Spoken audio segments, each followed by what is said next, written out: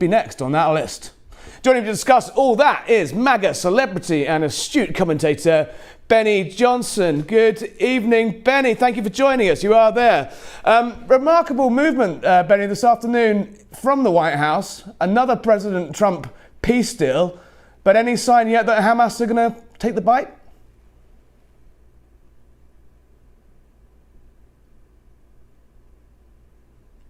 Oh, I think we're having some difficulty hearing from Benny there. Benny, you're there with remarkable movement on the Middle East this afternoon from the White House. I'm not sure if you can hear me yet, but did President Trump supporters really imagine that less than a year into his presidency, he would be literally running Gaza himself? Yes. Hey, Harry, I'm sorry. I'm having a little trouble with the audio. Can we try that one more time? Can you repeat that question? Benny, let's try one more time. President Trump supporters imagine that a year into his presidency, he'd be offering his services to literally run Gaza himself. Well, yeah, I mean, this is why he deserves the Nobel Peace Prize, because he is truly the president of peace. And President Trump is somebody who has been delivering peace, or at the very least, fighting for peace all the way, all around the world. And so this is something that we want to see.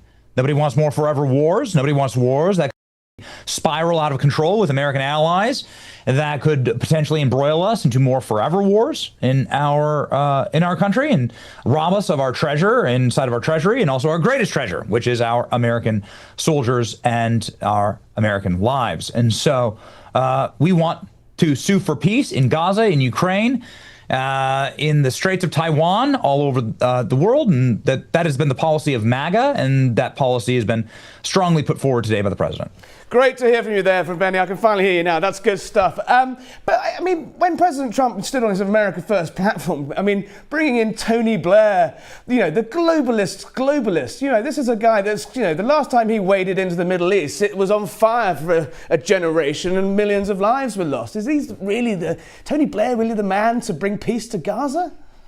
Well, globalists started this war, right? It's like, maybe globalists got to end it, all right? Now, you know, you hate to see it, but I don't give a damn if it's John Kerry negotiating the end of the Ukraine and Russia civil war. I could care less. Nobody wants to see it. President Trump ran on being the president of peace. He is delivering on that. And again, there isn't a single American, especially in the MAGA wing of the party, that voted for more forever wars. No one wants that. And obviously, a little bit of a scuffle in the Middle East could and does regularly mean forever war for America and for the UK. And so we're done with that. And we're thankful, hopefully, that the first major steps towards peace were taken today. I will remind you, Harry, that the Nobel Peace Prize is awarded in the second week of October every single year. So maybe President Trump is also aiming for that. I mean, it's definitely, I think, quite high on his agenda. The president of peace strikes again, so to speak. But like, you know, with Putin and Alaska and the Zelensky summit in August, you know, we saw a lot of great sort of mood music come out of the White House and come out of the, you know, sort of global alliance, only for Putin to thumb his nose at President Trump and not come to the table and drag things out. What does your gut say on whether, you know, Hamas, these are not sort of, you know, good faith actors in any sense? What are the odds of them actually coming to the table, or do you think they're filleted and gutted and ready to surrender? It is fundamentally different than the Putin negotiations, because Vladimir Putin has the upper hand in Ukraine. Hamas does not have the upper hand in Gaza. You can see where the Israeli army is. I mean, they've been decimated. It's over. It's done. There's nothing more than a absolute total war of attrition now ahead for Hamas in Gaza, and they need to lay down their arms and surrender because they've lost. You know, they've lost like something like 90% of the territory in that they've lost full, total, and functional control. And so you're in no position to do anything other than surrender and to sign a peace deal. Effectively, I guess you don't have to surrender. You can sign a peace deal and not be a terror state. And so that again, it's totally inverted. And when it comes to Vladimir Putin and Donald Trump, you know, I loved seeing the two of them meet and to begin these conversations. It's going to be a much trickier negotiation, given the fact that Russia does have an upper hand in Ukraine and has taken a lot of territory in Ukraine. But again, still, you're seeing very good signals there that the sides are wanting to come to the table and wanting to move in the positive direction. And of course, the positive direction in both scenarios is peace. Before we move on, just briefly on Netanyahu in town. Obviously, Israel is a sort of hot topic at the moment amongst the MAGA community, amongst Donald Trump's base. Just talk us through the divisions there and how big is that rift? There's obviously, the Tucker Carlsons of this world, are not fans of Netanyahu and not fans of America's ongoing relationship with Israel. Is it just some very noisy parts of the base that have that view, or is there a split emerging amongst that traditional American support for their ally in the Middle East? Yeah, I can talk about it with total clarity from two specific points, and these are the division points. One, you're never going to have a perfect ally. There's always going to be problems with the French.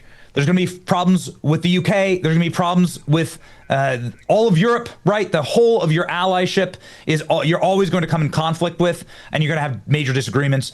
Israel is an ally of America in the Middle East, and it's something, obviously, that is going to come with frictions, as it always does with allies, and people being totally and completely self-interested. There's also an ongoing war going on, and that makes people in the MAGA base very nervous that this might escalate, right, with the bombing of Iran. I mean, this is something that is obviously could potentially spiral out of control, could lead to broader conflict, could lead to more American troops on the ground. And my God, Harry, I've lived through enough of that, right? I'm in my late 30s, and for the vast majority of my life, America has been fighting forever wars. It's hard to really think of a time when America wasn't fighting a forever war. And my brothers were going off, right, in arms, and coming back, well, just to see all the land they fought for surrendered right back to the Taliban, right? Along with their boots and their trucks and their guns. And it's like, their Humvees and their Humvees and their helicopters and billions of pounds of aid. No, I hear you, brother.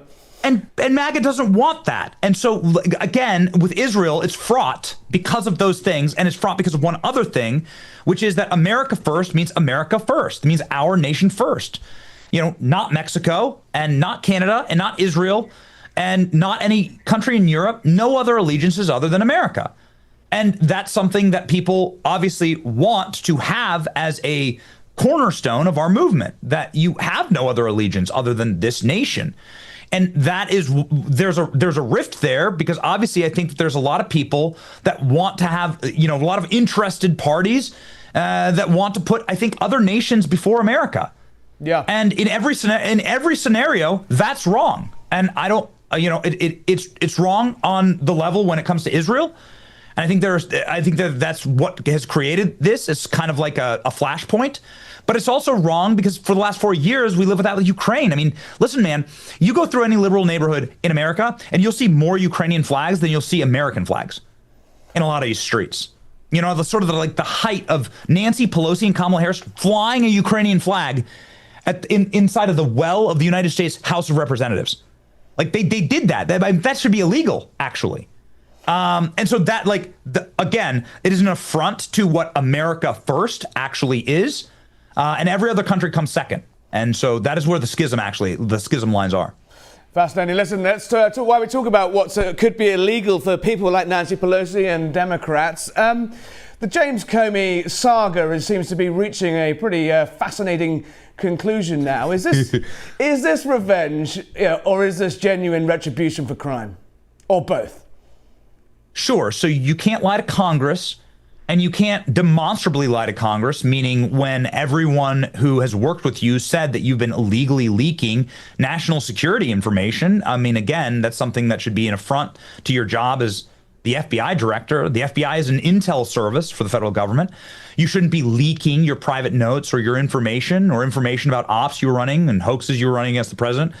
But he has been caught dead to rights that he lied to the United States Congress. And the reason why there are laws against that is that may well affect policy, that will prove that you can be dishonest when somebody is trying to hold you into account. And James Comey was dishonest. And so he's been charged with 2 felony counts and he'll have his day in court. But even the strongest James Comey defenders, like Michael Cohen, this is a man who hates President Trump, who loves President Comey, and he was on James Comey's favorite network, MSNBC. He says James Comey will be found guilty here because James Comey is guilty of lying to Congress, leaking sensitive information. And I think that, Harry, this is just going to be one of many trials that James Comey is going to have. There's just the first of many. So, buckle up. How strong is the case, though? Because they didn't go for a grand jury. Then there's some replacement in personnel in various prosecuting offices. And then the case was come. Is it as watertight as the president will be hoping? Or do you think there could be some wriggle room here? So James Comey went and leaked information and then bragged about it to his friend Daniel Richman, Columbia University professor. And then Daniel Richman was instructed by James Comey to give that to the FBI. And then James Comey was asked about it, and then he said, I didn't do that. But Daniel Richman said he did it under oath, and Andrew McCabe has said he was authorized to leak for James Comey. And so this is going to be a losing battle if you have people actually turning on you, and that's in fact what I hear is happening. That James Comey's deputies and his allies inside of the FBI have flipped, and that they are just simply saying, listen, on this issue, James Comey authorized us to leak, and that's exactly what we did. The amazing thing is that these records all exist. They're all present in the FBI today.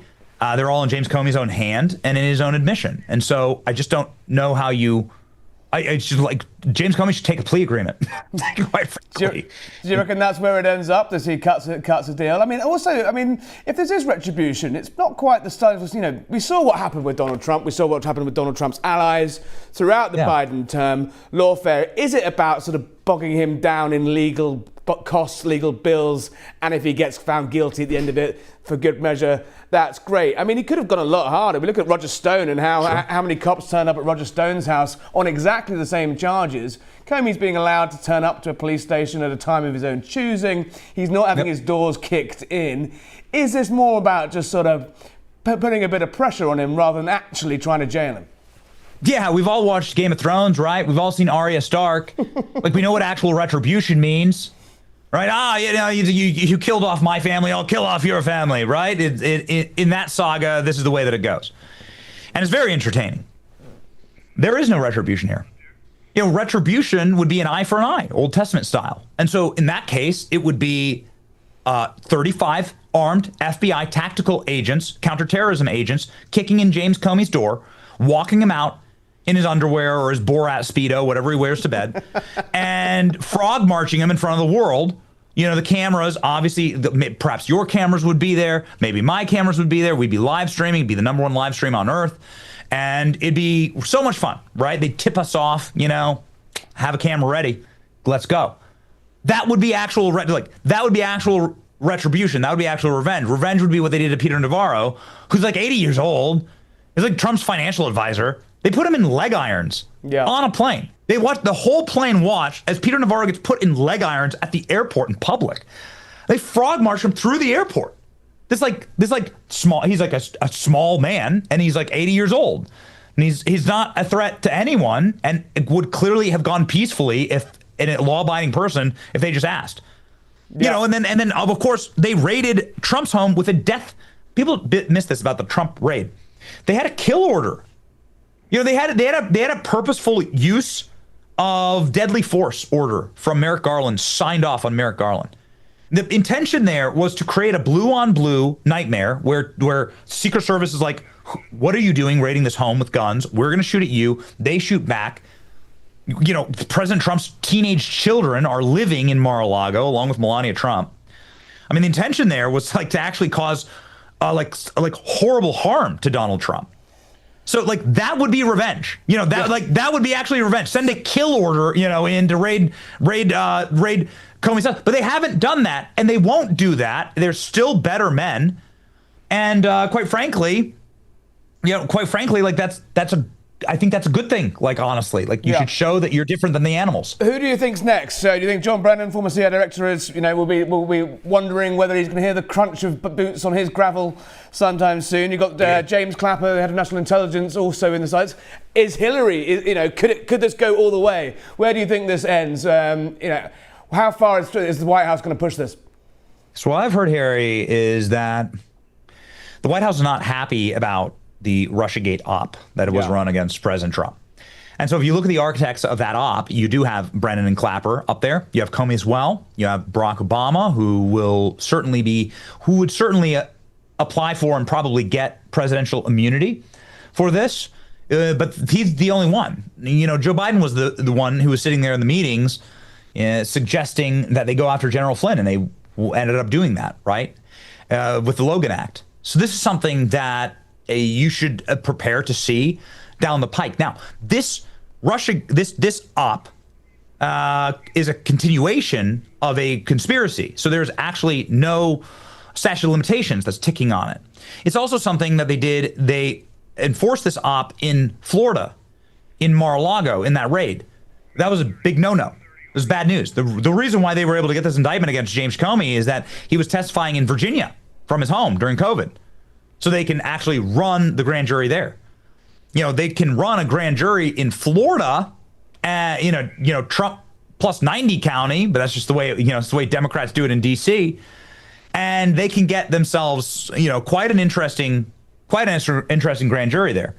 Now, I don't know if that's running right now, but I'm telling you that the energy inside of the administration is that is a grand conspiracy, a conspiracy against rights of President Trump, and that guys like Brennan and guys like Clapper are going to need to really answer in a court of law for that. And I'll add this, Harry, that John Brennan was on TV just this weekend saying that he's looked at all of his own files and all of his own actions, and he's found himself innocent.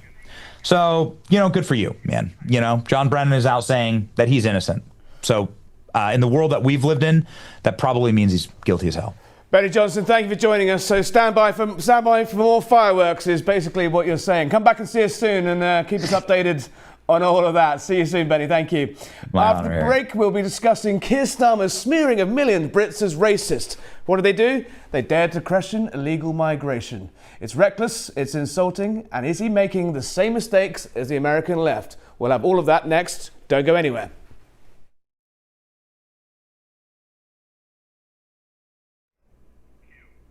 Now, when America leads, Britain often follows. But UK Prime Minister Keir Starmer has led his flailing Labour government down the worst possible path. By branding the insurgent Reform Party's immigration plans racist, he smeared millions of British citizens who are terrified of unchecked illegal migration. Sound familiar? Well, for years, Donald Trump supporters were branded Nazis, deplorables, and even trash. And look where that got the Democrats. But in pressing the panic button is Keir Starmer repeating the mistakes of Hillary, Biden and Kamala. Joining me to discuss all that is political pollster extraordinaire James Johnson and Mark Kerkeran, Executive Director of the Centre for Immigration Studies. James, call me old-fashioned. Calling 30 to 40% of the electorate who are currently indicating they could back reform in the United Kingdom a bunch of racists seems quite a bold strategy. Or the 70% of British voters who want to see immigration come down. Well, there we go. And so yes, it is difficult. And of course, Labour, if you put that to Labour, they would say, well, actually, look, this is a very particular policy. We don't think people would support it. We think it's this is a specific thing. Voters don't hear that. They just see immigration control. Labour thinks you're racist. So it's difficult. All I would say is that Labour's strategy here, that 70% of voters, they might be more interested in the 30%. Because if Labour want to hold on to power, their best bet might be to get all of the Green voters and Lib Dem voters and Corbyn a coalition of chaos. A rainbow coalition. A coalition of lefties. Yes. Because those people are very scared of Nigel Farage. And actually, Labour can get back into power on just 30% of the vote. So that may be Starmer's calculation. It may not be as crazy as it sounds. What do you pick up in the polls in the United Kingdom, though, for our sort of readers around the West? Starmer's obviously incredibly unpopular. Nigel Farage is on the surge. How solid is that Farage surge? Or is it a gamble that Labour are taking now that if they start throwing some real punches, they might be able to strip back some of that support? I think it's very real. I mean, what happened at the local elections last year shows this is not just a polling bump. Yeah. Reform were the first party ever, apart from Labour and the Conservatives and the old Liberals of David Lloyd George and Henry Asquith, to win a local elections in the UK. That is remarkable. So it's definitely real. It is difficult, though, being frontrunner. And Farage is going to have to be frontrunner for the next 4 years. Yes. And I think the most important thing for him is not to worry about Starmer's attacks, but to worry about attacks from within. Infighting tends to follow Nigel Farage around. If he can keep his party together and look convincing and look like he's got answers on the economy, answers on immigration, answers on the NHS, then he may well he could very much well do it. Mark, in the United States, Donald Trump seems to turn sort of allegations of being trash or deplorable or racist into a sort of campaigning talking point. But he turned up in a trash truck, did he not? Is there a way that this would backfire generally? It seems it did on Trump. But what would be your advice to anyone branded racist just for purely talking about immigration? At this point, the accusation has become kind of a joke, really. I mean, it's like calling people fascists or even like calling somebody a witch or a heretic. I mean, it doesn't... These words have lost all meaning. Yeah, they've lost all meaning, exactly. And what they do is like what you were suggesting the Prime Minister's rhetoric does is basically say, okay, well, you think we're all deplorables, as Hillary said. So screw you, pardon my language. I mean, this is not a way to get elected. And Trump is basically the 2x4 the public took to the head of the leadership class because they wouldn't respond to this issue that was just sitting there on the ground for any politician to pick up, and they wouldn't do it. I mean, what voters also want is results as well. Labour have talked a good game on immigration in the United Kingdom: smash the gangs, stop the boats. We're going to do this and that. But still, the illegal migrants come. If you were, if you were advising Labour from an American perspective, if we compare to what Donald Trump has done on the southern border, he has basically ground it down to a complete halt. Capture and release is basically at zero now. It's phenomenal how quickly he did that. That can't have all been sort of vibes and rhetoric. What advice would you give for what Keir Starmer and people in Britain can learn from Donald Trump beyond actually just being quite hardcore? Well, no, Trump followed up the vibes and rhetoric with actual policies, and you have to do that. The vibes matter, they help. The rhetoric helps dissuade people from coming, but you need to have policy to back it up. And the key thing they did at the border is stop letting people go, because no one's going to spend all that money and take all that risk if they don't get let go into the United States and they're just in detention. So instead of maybe putting people up in hotels, maybe you put them in detention, regular detention, where they can't just go out and do whatever they want, and then return them as quickly as possible. James, obviously it's a salient political issue. The last election is going to be a salient political issue in the UK going forward.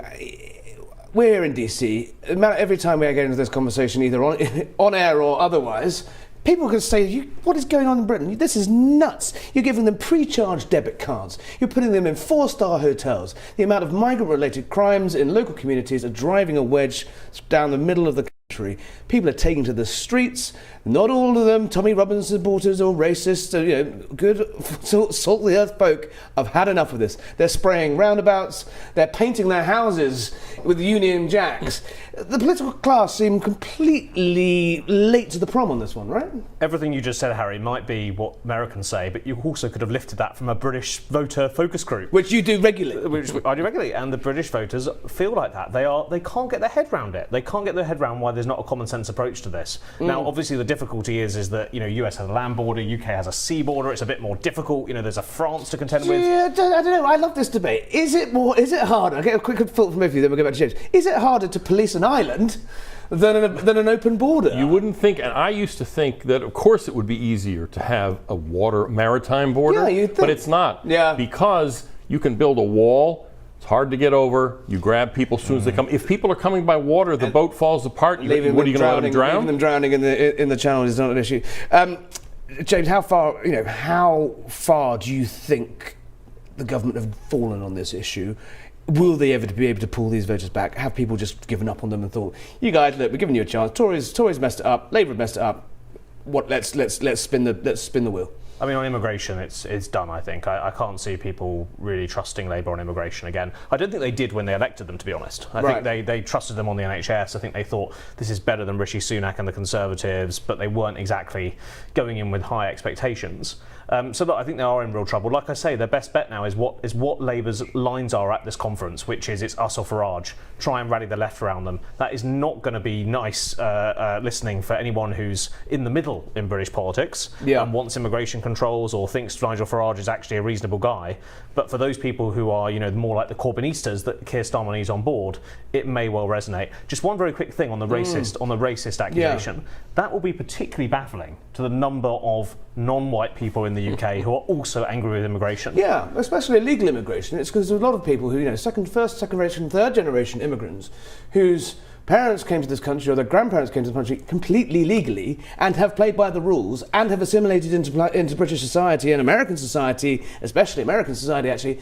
And it's actually the unfairness, it's the queue jumping of the illegal migration that is so toxic, right? Yeah, I mean, you will have seen this in your work. I was in the swing states just before the election last year, and the people who were most angry about levels of illegal immigration were non-white voters who came there themselves and done it the right way. Which is why you saw a huge shift among black and Hispanic voters. I mean, the blacks were mainly native-born Americans. It's not an immigrant thing. But the shift toward Trump was enormous. I was in some of these counties in South Texas, 95, 97% Hispanic counties.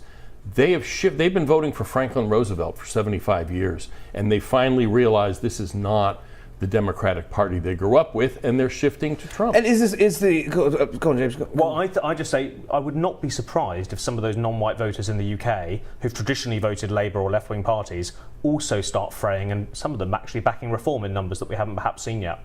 And that would be a fundamental breaking of the political system in the fact that the politicians have been so late to this, as we said, so late to this issue that actually almost the genie can't be put back in the bottle now. Is there anything that Labour you think can do to turn this around? Look, if Labour can genuinely stop the votes, then they'll get it's 10,000 in, 3 out at the moment so far. So it's not looking exactly good. Yeah. But same for if Rishi Sunak, when he stood up in 2023 and said, "I'm going to stop the votes," if he had, he would still be Prime Minister. So there is a potential for results, but it ain't looking like it. His arms are fairly bound though by the European Convention on Human Rights, which he has said he will not leave or not count as leaving. He is a human rights lawyer.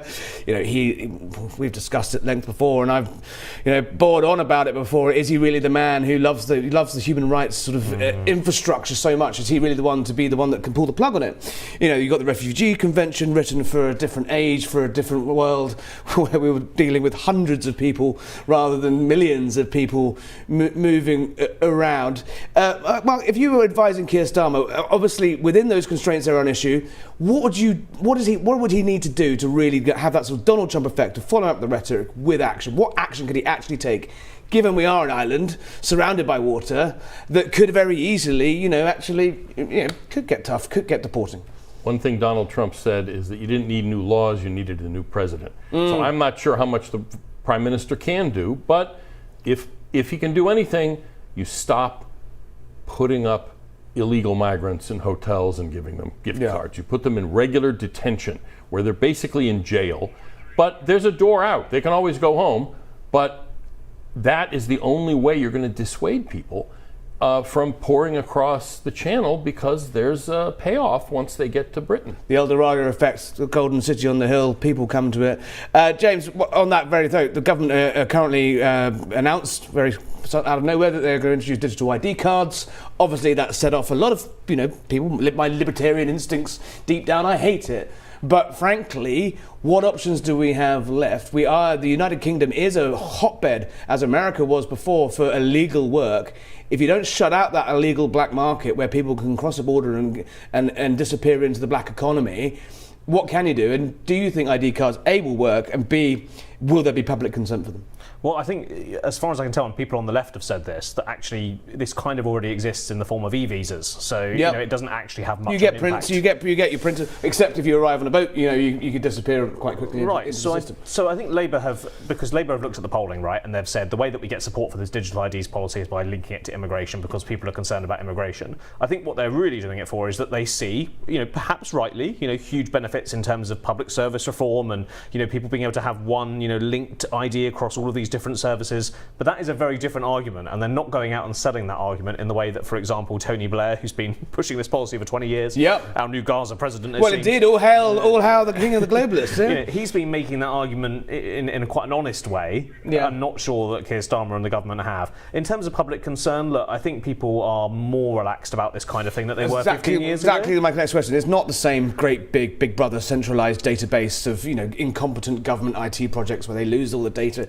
it's on our phones already. Everyone knows that they've already given all their data to whether it's Facebook or Twitter, and they know that the government can access all this stuff anyway. Right, and people are uploading their personal information to AI every day. I'm not sure people are as concerned, but it's a classic example, isn't it? When this issue was polled 2 weeks ago, about 70% of people backed it. Right. When this policy was polled last week, with the name Keir Starmer attached to it, it dropped to 42%. Superb. So he is officially now a drag on the ticket. He may well be.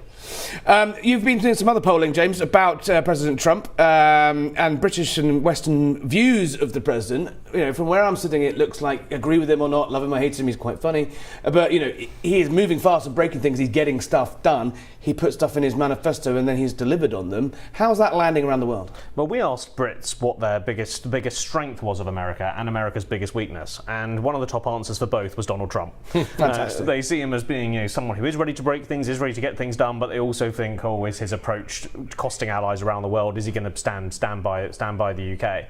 But there's absolutely no doubt that Brits do respect some of the attributes that Trump has. When you poll voters on Trump in the UK, you get quite negative responses. But when you sit down in focus groups or follow-up questions in a survey and dig into underneath that, they say, yeah, I don't like him that much, but I tell you what, he does get things done. I tell you what, he does speak his mind, and that is exactly what they want to see here. So, the name Donald Trump might not be emblazoned across many sort of British living rooms, but on flags, but they do have a feeling of they respect what he stands for. Mark, we saw that in the election. There was a sort of shy Trump voter. Obviously, James was one of the very few pollsters that called the election correctly. I thought you were going to say one of the very few shy Trump voters. Very few shy Trump voters. But two very brief points. Net positive internationally for Trump. Net positive or net negative? And is there a sort of shy Trump voter that kind of likes what he's doing? And so, they might not scream it from the rooftops, but they quite like it. For the second one, yeah, clearly, obviously. And what that really is the Democrats pushing people away. Yeah. There was a cartoon that Elon Musk tweeted where he was standing in the middle and then the left kept moving. The Overton window. Yeah, exactly. And so and that's what's happening to lots of people. And it's not just immigration, it's the trans issue and everything else. As far as overseas, Americans don't really care, honestly. All right, good stuff. James, Mark, thank you for joining us. Fascinating conversation. Don't go anywhere. We're going to pick up all of that and much, much more right after this break. Don't go anywhere. Welcome back to Harry Cole Saves the West. Chaos in here in Washington tonight. Lawmakers in the White House locked in high-stakes fight over spending, threatening government shutdown. A shutdown? I don't know what that is, but a government shutdown. The nation watches on as essentially services hang in the balance. Is it a political bum fight, or is it the end of normal governing as we know it? Joining us tonight on our panel, we have two heavyweights on messaging and crisis, Diana London, who is a comms pro, and Robin Biro, an ex-Obama campaign chief and Army Ranger veteran. Diana, Robin, welcome. Look, I'm going to throw my hands up open on this one. My knowledge of government shutdowns extends mostly to watching The West Wing and wondering what the hell is going on. Tell Diana first, talk us through what is going on, how have we got to this far down the line, and is this just the usual political game playing by the two main parties? Yeah, well, I think actually it's both. So, government shutdowns are a real thing.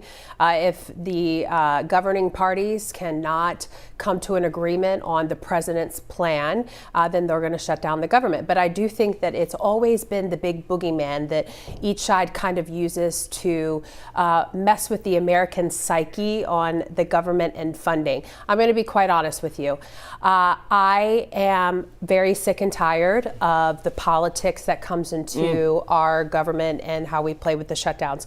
The people of the United States overwhelmingly elected our president, and they support his agenda.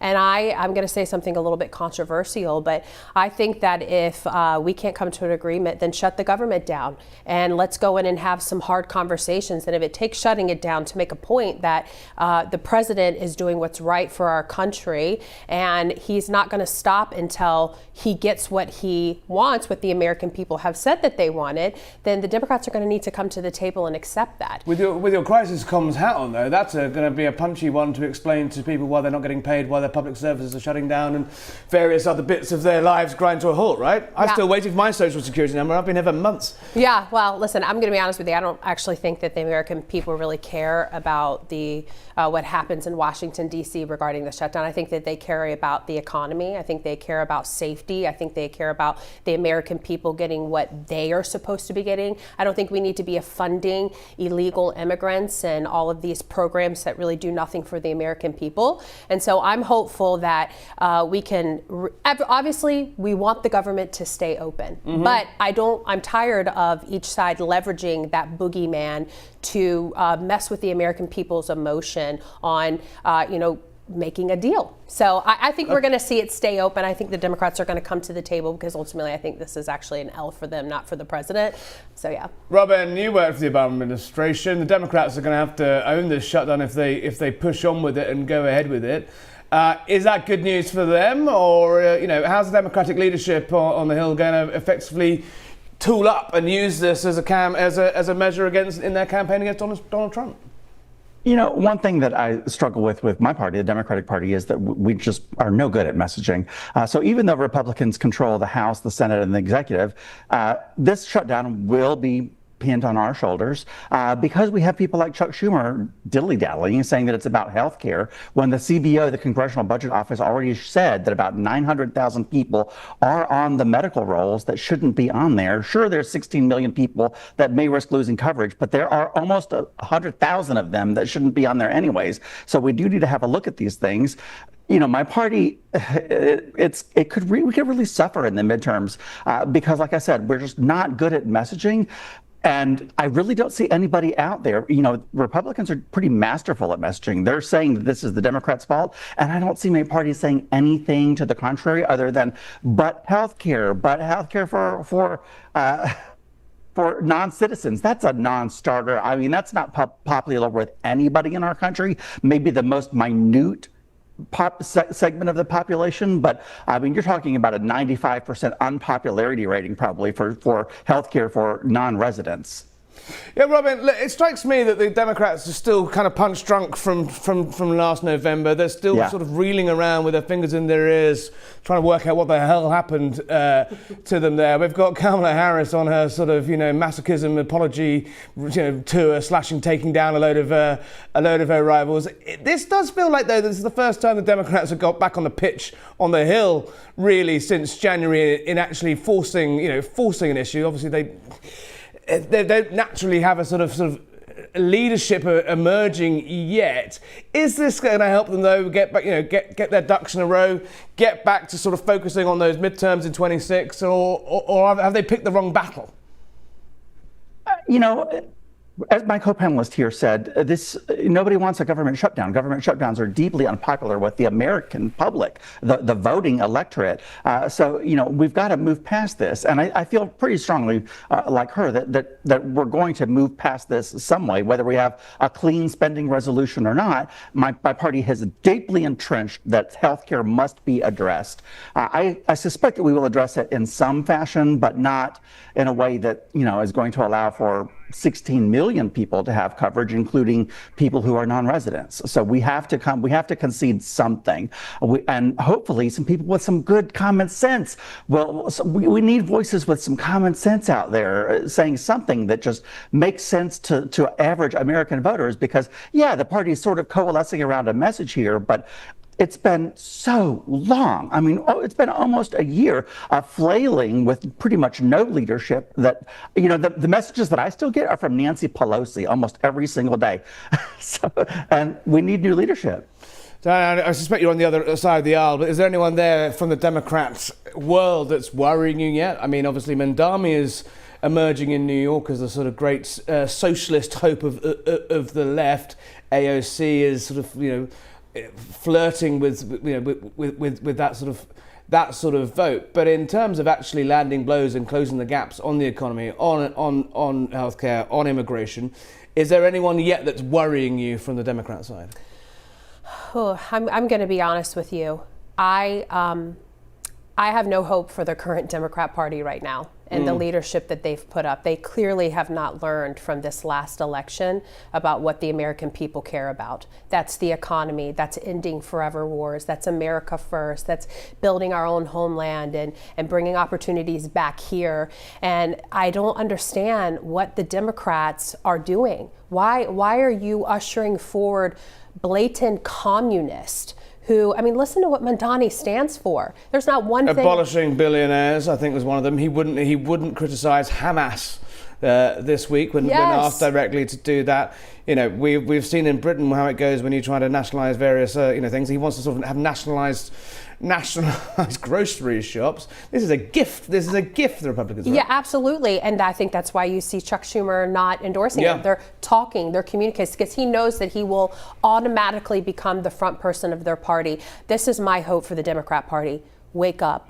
Come back to the center, join us. Let's restore our country and let's stop driving our country so far to the left that really there's no turn back if you continue that. Robin, we saw in Britain what happened when a left-wing party, well, centre-left party lost a major election and then pivoted to the hard left with Jeremy Corbyn. They essentially lost their control of the Labour Party for a decade. And it took a very, very long time for them to recover. Does it worry you when you see former President Obama, leaning into Mamdani and sort of giving him sort of almost tacit endorsement? I thought it was very striking that Harris wouldn't say his name. He would just say, I support the Democratic candidate. Is there a split in the Dems on what to do? How do you solve a problem like the crazy socialist? Yeah, we talk about that every day in party leadership. I still am involved in party leadership. And pretty much the message that I can say universally is that we need to go more left. And that just doesn't work. And I'm speaking to you from Atlanta, Georgia. Georgia is obviously a purple state, more so on the red side, if you ask me personally, from a boots on the ground perspective.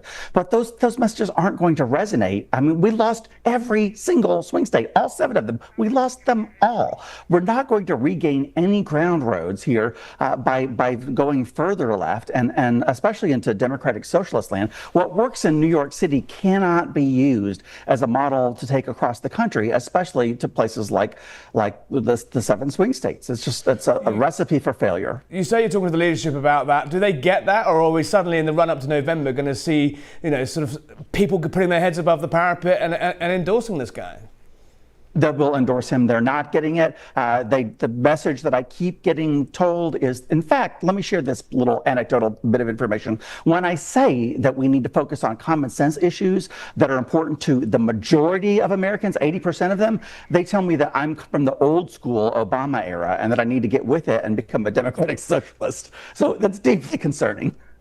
No, yeah, exactly. You seem pretty well. Diana, let's just move on quickly. We're running out of time, and I do want to touch on the remarkable scenes. I've hot-footed it straight from the White House to here, where we saw yet another peace deal emerging from the President of Peace.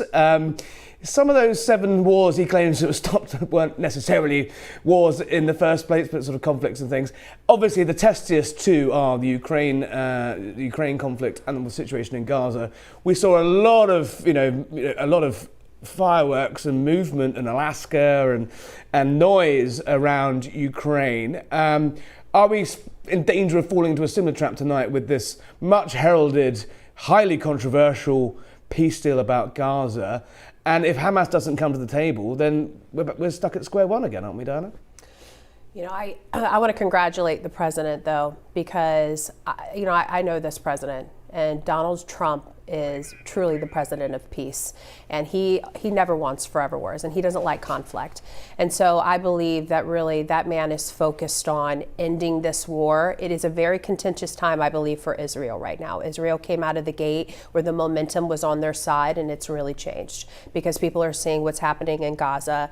And so I think at this point Netanyahu knows that he needs to come to the table. They need to have the solution, because I think they're losing the PR war on Israel, and the president understands understands that too. He's getting a lot of pressure. But at the end of the day, when his first term, all the peace deals that he negotiated and the Abraham Accord, it was a great success in the Middle East. I remember traveling over there afterwards, and you just felt like this new power was happening and of peace over there. And now I think he wants to get back to that. And so I'm hopeful that this is the first step. We'll see what Hamas does. Hopefully they'll do the right thing. I thought it was fascinating with your comms hat on. I thought it was fascinating. The first time I've ever seen Donald Trump not take questions at a press conference, well, apart from in Alaska as well. But he said to PM Netanyahu, like, I think we should, I think we should not take questions today. That would imply to me, and with your expert hat on, if you were advising them, that would imply that the deal is pretty shaky right now. They've publicly published 20-point terms, but there's clearly some concern that one wrong sentence said from a White House dining room microphone could upset the whole apple cart. Yeah, well, we know the president loves to take questions. That's one thing we love about President Trump. But He's certainly transparent. Yes, he is. But what I saw him do today was he did open it up for questions, and he said to President, Prime Minister Netanyahu, "Would you like to take a question from a very friendly Israeli reporter?" Yeah. And then he said, "I think right now we need to flush some more details out before we start doing it." So I think right now we are at the beginning. Everybody is at the table. Yeah.